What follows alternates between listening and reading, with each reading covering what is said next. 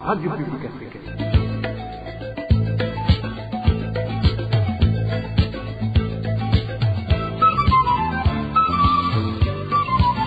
Radio Publique Africaine.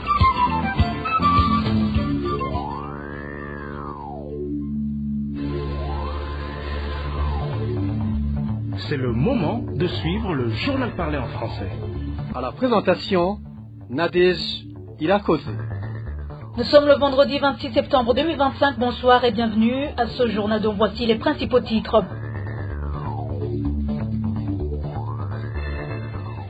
La décision de fermer les écoles dans les camps de réfugiés de Nyarugusu et Nduta en Tanzanie a été prise en concertation avec les gouvernements de la Tanzanie et du Burundi. Déclaration faite lors d'une réunion de ce jeudi par un responsable du HCR chargé du secteur de l'éducation dans le camp de Nyarugusu en Tanzanie.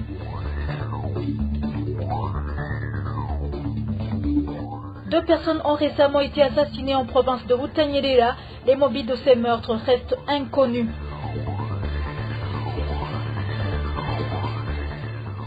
Des enfants sont renvoyés à l'école fondamentale de Ndonzi, située dans la zone Urambi de la province Burunga, du fait qu'ils n'ont pas payé l'argent exigé pour l'achat des bancs pupitres, ce que les parents des élèves qualifient de vol organisé par le directeur de cette école. Voilà pour le menu, les détails c'est tout de suite dans cette édition.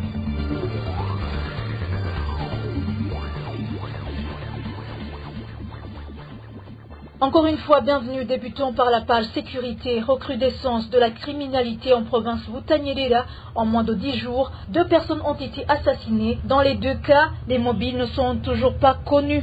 Une des 2 victimes s'appelait Emanuela Minani. Elle a été tuée ce jeudi matin, le 25 septembre 2025. Le crime a été commis sur la colline Nzove, commune Ngozi. Selon des sources sur place, la victime a été lynchée à coups de machette par un certain Evariste Kamenoussa. Les mêmes sources font savoir que ce dernier a trouvé la victime dans son champ et lui a sauté dessus avec cette arme blanche. L'auteur de ce crime est pour le moment entre les mains de la police. La deuxième victime était prénommée Pascal. Le corps de ce dernier a été découvert mercredi dernier dans une fosse creusée pour usage de latrine. 3 personnes ont été arrêtées pour des raisons d'enquête. Ces informations sont confirmées par les administratifs qui font néanmoins savoir que les mobiles de ces crimes ne sont toujours pas connus. Et en page droit de l'homme, un responsable du HCR chargé du secteur de l'éducation dans le camp de Nyarugusu en Tanzanie a informé les acteurs du domaine éducatif de ce camp que la décision de fermer les écoles maternelles et secondaires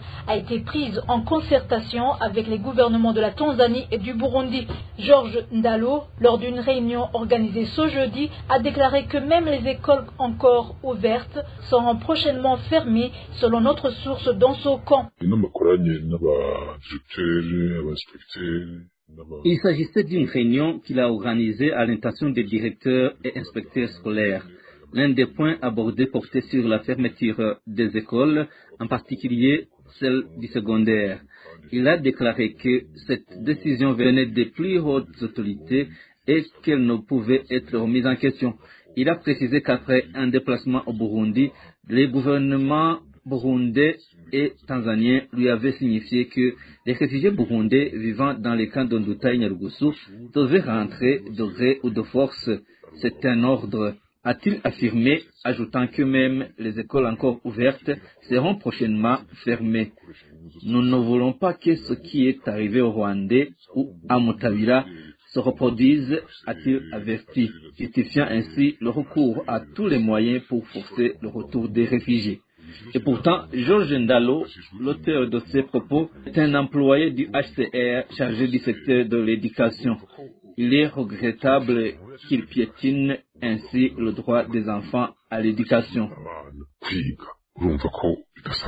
Dans les camps de réfugiés de Nyarugusu et d'Nduta, les écoles maternelles et secondaires ont été fermées depuis mercredi de la semaine en cours.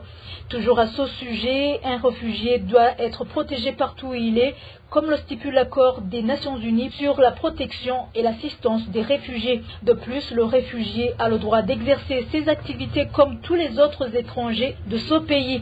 C'est du moins les propos de maître Dieudonné Bachila Ishidze qui ajoute qu'il est très étrange de voir un pays comme la Tanzanie de conclure un accord avec le Burundi pour rapatrier de force les réfugiés burundais. Selon lui, ce comportement du gouvernement tanzanien est contre la loi. Suivez Maître Dieudonné Bachila Ishidze. La première chose que j'aimerais rappeler, c'est que un réfugié, une personne qui quitte son pays parce qu'elle se considère comme étant en danger, elle reste protégée par des instruments juridiques internationaux qui protègent les droits et la dignité humaine. C'est dans cette optique qu'une convention des Nations Unies a été signée en 1951 pour mettre sur pied un cadre juridique qui régit l'accueil, la protection et l'assistance qui est donnée par les États aux personnes qui fuient leur pays d'origine. La Tanzanie a ratifié ce traité et c'est vraiment très étonnant que depuis un certain moment, ce pays continue à harceler et à intimider les réfugiés burundais en essayant de les contraindre à retourner dans un pays où leur vie pourrait être mise en danger. La Tanzanie a par ailleurs ratifié une autre convention de 1969 qui est spécifique à l'Afrique et qui donne beaucoup plus de protection aux réfugiés. Parce que en Afrique, le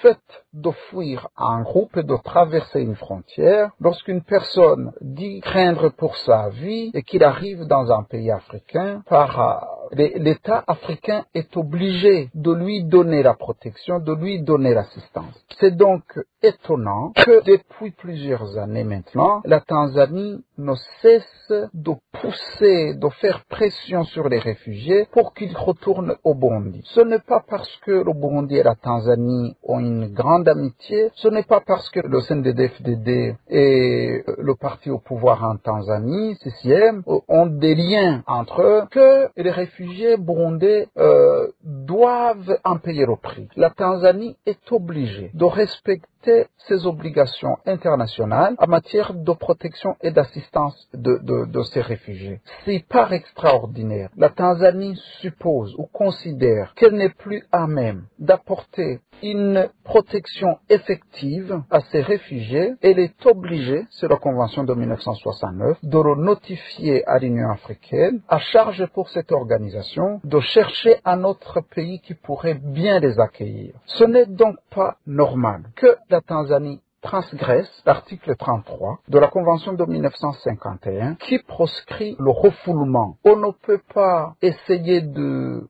forcer la main aux réfugiés pour qu'ils retournent dans un pays encore quadrillé par une milice. Le retour doit se faire sur base volontaire. Selon Maître Dieudonné Bachila Ishidze, les relations du gouvernement tanzanien et le Burundi ne devraient en aucun cas être fondées sur le rapatriement forcé des Burundais. Ainsi, il interpelle le secrétaire général des Nations Unies de porter plainte contre la Tanzanie et invite le HCR à plaider pour ces réfugiés car cet acharnement est un crime contre l'humanité. Encore une fois, Maître Dieudonné Bachila Ishidze. Nous profitons de cette occasion pour en appeler au HCR qui est censé être dans ces camps. Ce n'est pas normal qu'on en empêche d'accès aux écoles les réfugiés burundais, qu'on leur coupe l'eau si les informations qui sont à notre disposition sont vérifiées, parce que ça risque d'être constitutif de crimes contre l'humanité. Cet acharnement discriminatoire dirigé contre les réfugiés burundais montre bien que la politique est en train de s'installer, les relations entre les deux pays risquent de se faire au détriment de la vie de centaines de milliers de réfugiés. C'est pourquoi nous en appelons aux Nations Unies. Le HCR devrait interpeller le secrétaire général des Nations Unies pour saisir la Cour internationale de justice afin que la Tanzanie puisse respecter le traité qu'il a signé ou à défaut être condamnée même à l'indemnisation de ces victimes de ces actes. Bien plus, ces actes discriminatoires qui visent une partie des réfugiés parce que apparemment les réfugiés congolais ne sont pas inquiétés peuvent être constitutifs de crimes contre l'humanité qui peuvent être connus par la Cour internationale malgré les différents défis que je n'aimerais pas aborder aujourd'hui. Donc il faut que les organisations internationales, régionales et internationales soient mobilisées pour tirer une sonnette d'alarme afin que ces réfugiés puissent être protégés. On ne quitte pas son pays par le bon plaisir. On ne peut pas rester pendant 10 ans en exil sans avoir de réelles menaces, sans avoir de réelles craintes. C'est pourquoi les institutions régionales et internationales doivent se mobiliser pour venir en aide à ces réfugiés constamment persécutés. Dans un instant, c'est la page gouvernance. RPA. Des employés de la microfinance Hodge Family, basés à Bujumbura, critiquent l'attitude de leurs responsables qu'ils accusent de refuser tout dialogue visant à résoudre les difficultés auxquelles ils sont confrontés. Dans leur témoignage, ils affirment que ce responsable, au lieu d'écouter leurs préoccupations, a choisi une stratégie d'intimidation dès qu'ils expriment leur doléance. Un reportage de David Claude Mbananayo. Les employés de la microfinance Hodge Family, dont nous avons déjà relayé les préoccupations dans nos précédentes informations, continuent de dénoncer les difficultés auxquelles ils sont confrontés. Ils reprochent à leurs responsables de ne pas instaurer de véritable dialogue permettant d'identifier des solutions durables à leurs problèmes, ce qui selon eux les empêche de travailler dans un climat apaisé. Dans le but d'empêcher toute expression d'opinion, notre directrice ne convoque jamais de réunion avec les employés afin qu'ils puissent lui faire part de leurs préoccupations. Bien souvent, au lieu d'organiser de véritables séances d'échange, elle se contente de les intimider. Ces employés en appellent donc l'intervention des autorités compétentes afin que les difficultés internes à la Hodge Family soient enfin résolues et que les conditions de travail y soient assainies. Nous demandons aux autorités compétentes d'effectuer une visite au sein de cette microfinance et de rencontrer ses employés afin que ceux-ci cessent d'être victimes d'injustice. Nous sollicitons également leur appui en faveur de ceux qui ont déjà perdu leur emploi. La rédaction de la RPA a tenté de recueillir la réaction de Primitive Mugiraneza, responsable de cette institution, mais sans succès. Rappelons enfin que cette microfinance figure parmi les institutions de microfinance régulièrement pointées du doigt pour divers dysfonctionnements, aussi bien par ses clients que par son personnel. De nombreux citoyens regrettent par ailleurs l'inaction des instances de régulation, notamment la Banque centrale du Burundi, qu'ils accusent de fermer les yeux au lieu de protéger les usagers. Merci David Claude Mbananayo. Parsem, une organisation engagée dans la sensibilisation des Burundais au changement de mentalité, demande qu'à la suite de la mise en place de la nouvelle structure provinciale du Burundi, les activités autrefois menées au niveau communal soient désormais exercées au niveau des zones, car ils sont plus facilement accessibles au public. Face à la confusion des citoyens à la recherche des documents sans savoir où s'adresser, Faustin Ndikumana, directeur de la Parsem, plaide pour la création d'un ministère chargé du suivi des programmes gouvernementaux afin d'encadrer cette transition et d'en assurer la clarté. Suivez-le. Très récemment, le gouvernement s'est engagé à opérer une grande réforme administrative et centrée sur une nouvelle pile de l'administration territoriale. Parsem a fait l'analyse par rapport à cette réforme. Alors, pour qu'il y ait une valeur ajoutée par rapport à la vie quotidienne du citoyen lambda burundais, il faut ces préalables et nous demandons au gouvernement d'y apporter une attention particulière. D'abord, il faut que ces nouvelles communes englobent les services qui étaient exécutés au niveau central. C'est là où il y aura une valeur ajoutée. Il faut que la zone remplace valablement l'ancienne commune au niveau des services quotidiens, des services dévolus à l'entité administrative de proximité. Quand je dis d'identité, autres, tâches de ville, donc tous ces services qui sont fréquents, et donc il faut que la zone soit compétente. Au niveau institutionnel, rester au ministère du plan, de la décentralisation, c'est insensé aujourd'hui de vouloir mettre en application une vision aussi ambitieuse comme vision 2040-2060 sans un ministère spécial pour ça, de la planification. Là où le bas blesse, mais la dénomination actuelle du ministère des Finances, on a enlevé la planification. Maintenant, c'est-à-dire qu'il n'y a plus de planification dans notre pays. Et on s'engage dans de telles réformes, sans une antenne institutionnelle capable de faire dans la suite. Parlons à présent éducation des parents d'élèves de l'école fondamentale d'Ondozi, située dans la zone Burambi de la province Burunga. Cela montre que leurs enfants sont renvoyés de l'école parce qu'ils n'ont pas payé l'argent exigé pour l'achat des bancs pupitres, comme l'avait ordonné le directeur de cet établissement. Ce directeur avait imposé cette contribution dès le début de l'année scolaire, mais les parents affirmaient que cette somme constitue un détournement, étant donné que les bancs pupitres sont achetés par le ministère de l'Éducation. Emmanuel Daishimiye nous fait le point. Certains parents d'élèves de l'école fondamentale de Donzi, située dans la zone de Burambi, ont vu leurs enfants rentrer à la maison ce mardi après avoir été expulsés de l'école. Ces élèves qui sont en 9e année ont été renvoyés parce qu'ils n'avaient pas payé la somme de 16 500 francs burundais exigée par le directeur de l'établissement au début de l'année scolaire pour l'achat de bancs pupitres. Les élèves expulsés ont été informés qu'ils ne pourraient le prendre leur cours qu'après avoir payé 16 500 francs. Voici le témoignage de l'un des parents concernés. Les élèves de la 6e année ont été renvoyés en premier lieu et le directeur a déclaré que ceux de la 8e et 7e vont être renvoyés après. Il a dit à nos enfants qu'ils doivent payer 16 500 francs burundais chacun. Ces parents ajoutent qu'ils considèrent cette mesure comme une forme de vol organisé, d'autant plus que le ministre de l'Éducation avait déjà annoncé que c'est l'État qui prendrait en charge l'achat des bancs cette année pour toutes les écoles du pays. Le ministre de l'Éducation avait déclaré que des bancs pupitres vont être distribués à toutes les écoles. Qu'est-ce qui pousse ce directeur à demander ces contributions? C'est vraiment étonnant.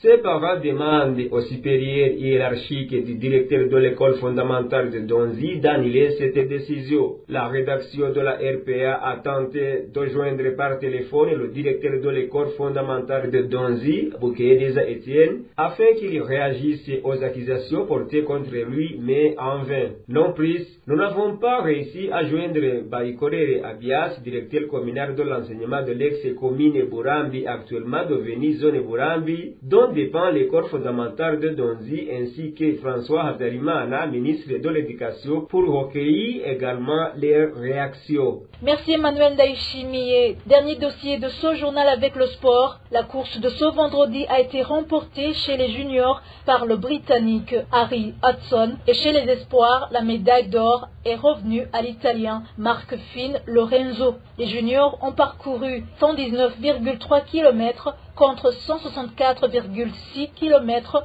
pour les espoirs. Les détails sur cette course avec Désiré Hatungimana.